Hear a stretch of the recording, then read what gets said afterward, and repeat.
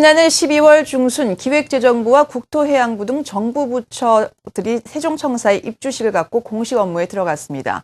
하지만 2달도 안 돼 하자로 의심되는 누수 사고가 잇따라 발생하면서 정부 체면이 말이 아니게 됐습니다. 어떻게 된 일인지 김태균 기자가 취재했습니다. 사무실 천장에 구멍이라도 난 듯 굵은 물줄기가 쏟아져 내립니다. 대형 물바지가 동원되고 서둘러 짐을 옮기고 아수라장이 따로 없습니다. 이곳은 다름 아닌 세종청사 농림부 장관실입니다. 누수 사고가 발생한 지 며칠 뒤 현장을 다시 찾았습니다. 흉물스런 벽지 등 누수 흔적이 여전히 남아 있습니다. 제 뒤로 보이는 게 지난해 말 완공된 세종청사 1단계 2구역 건물들입니다. 겉보기엔 멀쩡해 보여도 입주한 지 2달 만에 이 세 건물에선 3번의 누수 사고가 발생했습니다. 공정거래위원회가 입주한 세종청사 2동에서 처음 물이 샜고 이후 4동에 위치한 기획재정부에선 동파로 인해 물이 새는 일이 2번 발생했습니다. 5,200억 원을 투입해 건립한 최신 정부 청사에 왜 이런 일이 발생한 걸까? 취재 과정에서 재미있는 점을 발견할 수 있었습니다. 이번에 누수 사고가 발생한 건물은 모두가 1단계 2구역에 있는 건물들이란 점입니다. 세종청사는 총 3단계로 건립되는데 단계와 구역마다 다양한 입찰 방법이 적용됐습니다. 1단계 1구역과 2구역은 각각 기술 제한 입찰과 최저가 낙찰제로 발주됐습니다. 2단계 1, 2구역은 턴키 방식, 3단계는 최저가 낙찰제 공사입니다. 공교롭게도 최저가 낙찰제로 지어진 건물에서만 누수 사고가 발생한 겁니다. 세종청사 관리소는 누수 사고가 잇따라 발생하자 대대적인 점검에 나섰습니다. 30명으로 합동 점검반을 꾸려 총 4만 2천 개에 달하는 스프링쿨러에 하자가 있는지 직접 확인해 들어간 겁니다. 어수선한 분위기에 공무원들의 업무 집중도는 떨어질 수밖에 없습니다. 1월 30일부터 지금 하고 있는데 총 한 4만 2천여 개 중에서 한 8천여 개를 해서 1월 31일 현재 약 한 20% 정도 점검이 완료됐습니다. 점검을 한 결과 현재는 특별한 이상 징후가 없습니다. 그리고 2월 8일까지 계속 점검을 하면서 이상 징후가 발견될 시는 즉시 현장에서 조치할 예정입니다. 정부 세종청사의 심장부에서 연이어 터져 나온 누수 사고.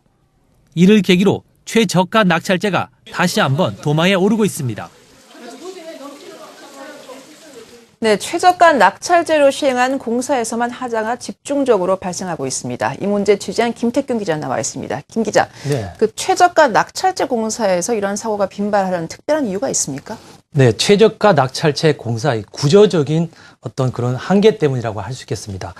원보급사는 최저가 낙찰제로 공사를 따낼 경우에 보통 하급사에 하청을 줍니다. 직접 시공을 할 경우에 손해를 볼 가능성이 크기 때문입니다. 공사를 싸게 수주했으니까 하청업체한테도 제값에 공사를 맡길 수 없게 됩니다. 이렇게 하청받은 하도급사 역시 손실을 안 보기에 최대한 비용을 적게 들여 공사를 하게 되는데요. 예를 들어서 3명을 투입해야 할 공사에 2명을 투입한다거나 숙련된 인부를 투입해야 되는데 비숙련 인원을 투입하는 그런 식을 쓰고 있다는 겁니다. 이럴 경우에 공사 품질은 자연스럽게 떨어질 수밖에 없는 겁니다. 건설업계 관계자를 만나서 최저가 낙찰제 공사 실태를 들어봤습니다. 건설공사는 타 산업에 비해서 인건비 비중이 아마 크리라 생각이 됩니다. 그러면 숙련공일수록 노임이 아마 비싸게 책정이 될 것 같고요. 그 다음에 좀 저숙련공들이나 아니면 외국인이 아닌 제3국인, 그러니까 언어 소통이 자유롭지 않은 그런 인력들이 국내에 와서 이제 공사를 하다 보면 좀 시공상의 하자가 더 많을 수 있는 개연성은 충분히 있지 않겠나 그렇게 보여지거든요. 그 장비나 자재 부분이 있는데 자재도 아마 저가 자재 구매가 아마 될 것 같고요. 최저가 낙찰제 결국 싼 값에 공사하자는 얘기인데 이렇게 되면 건물의 품질이 떨어질 뿐만 아니라 이 건설회사의 수익 악화의 주범으로도 지목이 되더군요. 네, 그렇습니다. 네. 다른 조건은 따지지 않고 오직 가격만을 따지다 보니까 업체들은 무리해서 입찰 가격을 낮추게 됩니다. 무리해서라도 저가의 수주를 따내려는 이유는 건설 산업의 독특한 특성 때문입니다. 건설 산업은 일정한 수주 실적과 공사 실적이 있어야만 입찰 자격이 주어지고 또 수주를 쉽게 따낼 수가 있습니다. 최저가 낙찰제가 이런 건설 산업의 특성과 맞물리면서 건설사의 수익성을 악화시키는 악순환이 계속되고 있는 겁니다. 전체 공공공사의 약 46%를 차지하는 최저가 낙찰제 발주 공사의 낙찰률은 80% 수준입니다. 낙찰률이 80%라는 건 쉽게 말해서 100억 원을 받고 해야 할 공사를 80억 원만 받고 해주고 있다는 겁니다. 네. 사정이 이렇다 보니까 2007년도에 6.4%였던 건설사의 수익성은 2011년 1.4%까지 급감했습니다. 상황이 이런데도 정부는 오히려 최저가 낙찰제를 확대하려고 하고 있습니다. 현재 300억 원 이상 공사에만 적용 중인 것을 내년부터는 100억 원 이상 공사로 확대 시행하기로 한 겁니다. 최저가 낙찰제 확대 시행을 주도하고 있는 정부 부처가 바로 기획재정부인데요. 공사 발주 금액을 절감해서 줄어든 세수를 만회하기 위한 게 주 목적이라고 하겠습니다. 하지만 정부의 이 같은 방침에 최근 반대하고 있는 목소리가 커지고 있는데요. 최근 한 연구기관이 발주자와 건설사 160곳을 상대로 설문조사를 벌였습니다. 이들 가운데 80%는 최저가 낙찰제로 실시한 공사에서 부실 공사나 안전재해가 증가하고 있다고 답을 했습니다. 또 86%가 최저가 낙찰제의 내년 확대 시행에 반대한다고 응답을 했습니다. 이번에 설문조사를 실시한 연구기관 관계자의 말을 직접 들어보시겠습니다. 대부분 그러니까 건설업체에서 기존의 최저가 낙찰제를 반대한다는 거는 굉장히 많이 나왔던 결과지만 발주기관에서조차도 이번 설문 결과에서는 그 최저가 낙찰제를 굉장히 반대하는 것으로 나타나서 이 최저가 낙찰제를 이렇게 저희는 폐지 쪽으로 이렇게 그존에 있는 것을 이렇게 축소하거나 폐지하는 쪽으로 좀 해야 된다라고 주장을 하였습니다. 최저가 낙찰제에 문제가 많다면 이것을 대신할 대안은 어떤 것을 제시할 수 있습니까? 네, 건설업계와 연구기관들은 최고 가치 낙찰제를 대안으로 내놓고 있습니다. 최고 가치 낙찰제는 입찰 가격과 함께 비가격 요소를 종합적으로 평가하자 이런 제도인데요. 비가격 요소에는 공사 기간, 품질, 기술 개발 등이 포함됩니다. 업계와 연구기관은 장기적으로 볼 때 이 제도가 최저가 낙찰제보다 더 비용을 절감할 수 있다고 말합니다. 건설업계와 연구기관의 말을 이어서 들어보시겠습니다. 최저가 낙찰제를 하게 되면은 공사를 발주하는 당시에는 예산을 당장 절감하는 효과는 있습니다.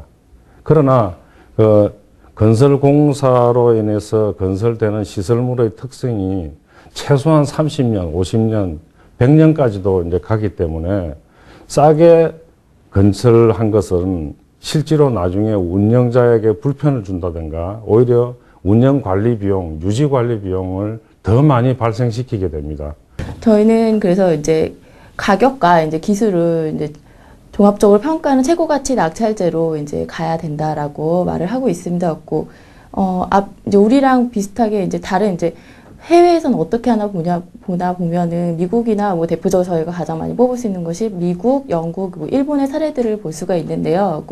이들 나라에서도 1995년 이후부터 그러니까 최저가 낙찰제 폐해를 좀 인정을 하면서 최고가치 낙찰제로 전환을 하고 있습니다. 그래서 그런 사례들을 저희가 보면서 저희도 이제 기술과 가격을 좀 중시하는 최고가치 낙찰제로 가야 된다라고 주장을 하고 있습니다.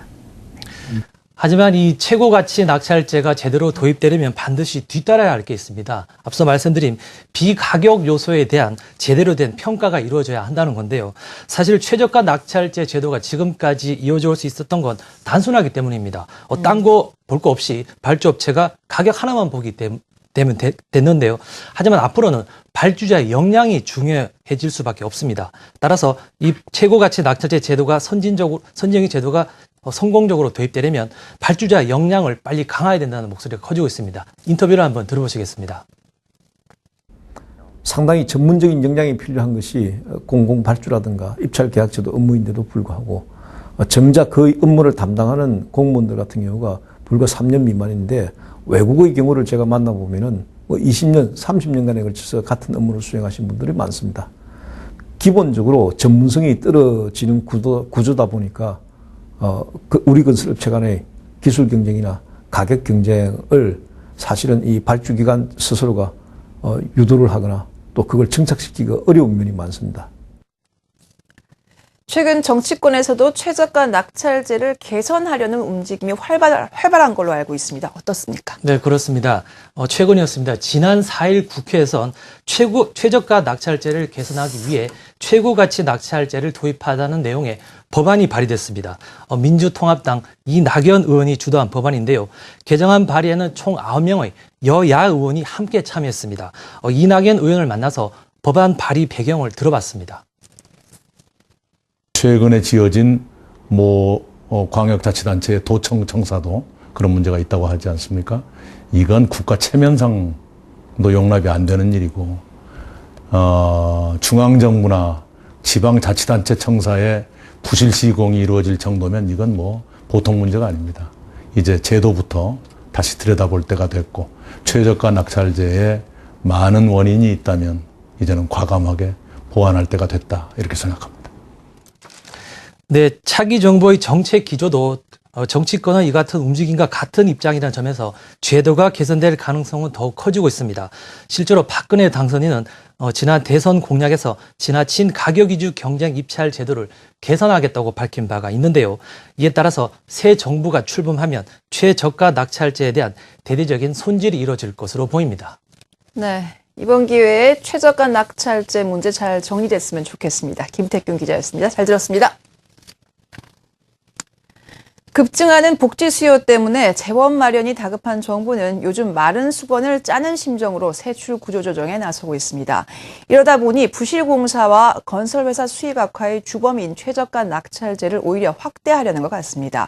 하지만 한동의 건물도 이제 하나의 예술이 되는 시대입니다. 싼 값만 고집할 때는 아니라는 생각이 듭니다. 경제이창 W 오늘 준비한 내용은 여기까지입니다. 시청해주신 여러분 고맙습니다.